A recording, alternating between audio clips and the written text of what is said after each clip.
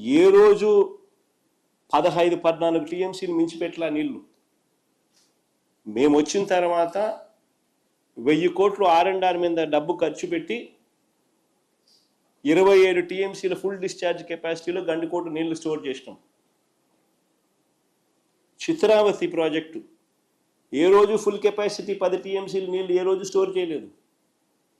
మేము వచ్చిన తర్వాత 280 కోట్లు ఖర్చు చేసి R&R పనులు పూర్తి చేసి 10 టీఎంసీల నీళ్లు మేము వచ్చిన తర్వాత పెట్టాం. బ్రహ్మం సాగర్ 17 టీఎంసీలు ఏ రోజు పెట్టలా. మేము వచ్చిన తర్వాత డయాఫ్రమ్ వాల్ కొత్తది వేసి లీకేజ్ సమస్యను పూర్తి చేసి 90 కోట్ల రూపాయలు ఖర్చు చేసి 17 టీఎంసీలు బ్రహ్మం సాగర్లో నీళ్లు నింపాం. మేము వచ్చిన తర్వాతనే వెలుగొండలో 2 టన్నులు పూర్తి చేసి 2 దశాబ్దాల కలను మేము వచ్చిన తర్వాత నెరవేర్చి జాతికి అంకితం చేశాం వెలుగొండ ప్రాజెక్టు. ఇక మిగిలింది R&R పనులు, లైనింగ్ పనులు, అంతకని ఇంకేం మిగల.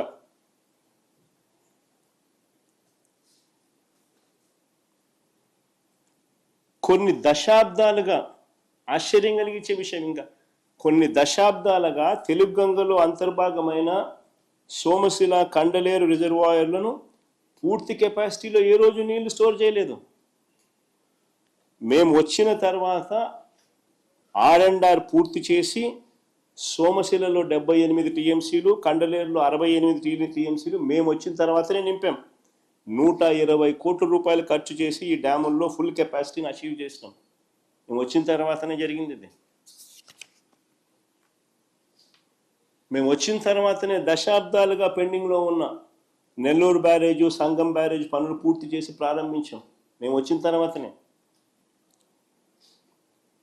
అసలు అంతెందుకు, ఇక్కడ నుంచి కూతవేటు దూరంలో ఉంది పులిచింతల ప్రాజెక్టు. మేము వచ్చేదాకా ఆ ప్రాజెక్టులో ఫుల్ కెపాసిటీ ఏ రోజు స్టోర్ చేయలేదు. మేము వచ్చిన తర్వాత 200 కోట్ల రూపాయలు మేము ఖర్చు చేసి R&Rకి మేము ఖర్చు చేసి 45 టీఎంసీలు ఫుల్ కెపాసిటీ స్టోర్ చేసింది మా ప్రభుత్వంలోనే. ఇవన్నీ మా హయాంలో జరిగాయి. అసలు నిజంగా ఒక చిత్తశుద్ధి అనేది ఉండాలి. రైతులకు మంచి జరగాలంటే ఏం చేయాలి, ఎలా చేయాలి అని ఒక చిత్తశుద్ధి అనేది ఉండాలి.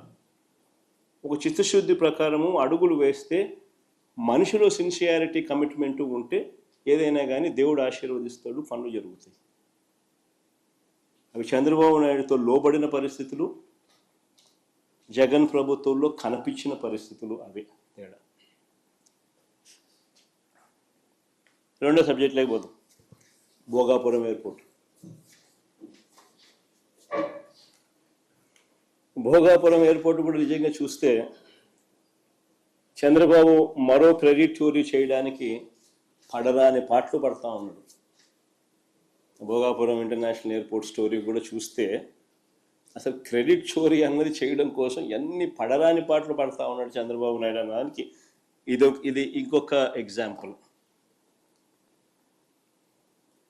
వాస్తవంగా చంద్రబాబు నాయుడు గారు ఈ భోగాపురం ఎయిర్పోర్ట్, ఇంటర్నేషనల్ ఎయిర్పోర్ట్ పేరుతో పెద్ద ఎత్తున భూదోపిడీకి ప్లాన్ చేసినాడు ఈ పెద్ద మనిషి ఆయన హయాంలో. మీ అందరికీ కూడా గుర్తుండే ఉంటుంది, 2014 నుంచి 19 మధ్యలో ఆయన ముఖ్యమంత్రిగా ఉన్నప్పుడు మొదట ఈ ఎయిర్పోర్ట్కు 15,000 ఎకరాలు కావాలన్నాడు.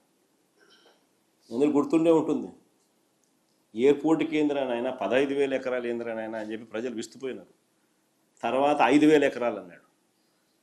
మన ఎయిర్పోర్ట్ కేంద్రానైనా 5,000 ఎకరాలు ఏంద్రానైనా అని చెప్పి నిజంగా ప్రజలు, ఈ మనిషి చిత్తశుద్ధిని ప్రజలు సీరియస్గా శంకించి ఏకంగా ఈ ప్రాజెక్టుకు వ్యతిరేకంగా 130 కోర్టు కేసులు ఫైల్ అయినాయి.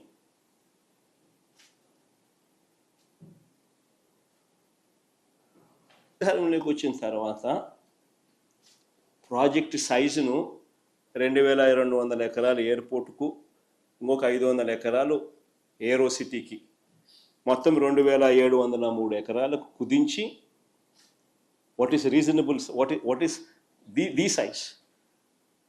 నెట్లేకి వెళ్ళి ఆల్ ది ఇంటర్నేషనల్ ఎయిర్పోర్ట్స్ ఏ సైజుల్లో ఉన్నాయని ఒకసారి బటన్ నొక్కినారనుకో 2700 ఎకరాలు అనే బ్రహ్మాండమైన సైజు కింద కనిపిస్తుంది, ఒక చంద్రబాబు నాయుడు స్కాములు చేసే కార్యక్రమం తప్ప.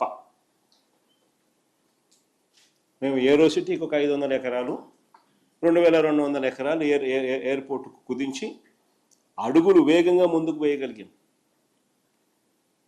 ప్రతి రైతుకు కాన్ఫిడెన్స్ ఇవ్వగలిగినాం. మొత్తం 130 కోర్టులో ఉన్నటి సాల్వ్ చేయగలిగినాం. సాల్వ్ చేసి భూసేకరణ పూర్తి చేసి 3 గ్రామాలలో సుమారు 400 కుటుంబాలను తరలించి దాదాపుగా 960 కోట్ల రూపాయలు ఖర్చు చేసి ల్యాండ్ అక్విజిషన్ పూర్తి చేసినాం. 960 కోట్ల రూపాయలు ఖర్చు చేసినాం. టైం పెట్టినాం, ఎనర్జీ పెట్టినాం, కోర్టు కేసులు సాల్వ్ చేసినాం. 3 గ్రామాలలో 400 కుటుంబాలను తరలించి వాళ్ళకి కాలనీ కట్టినాం.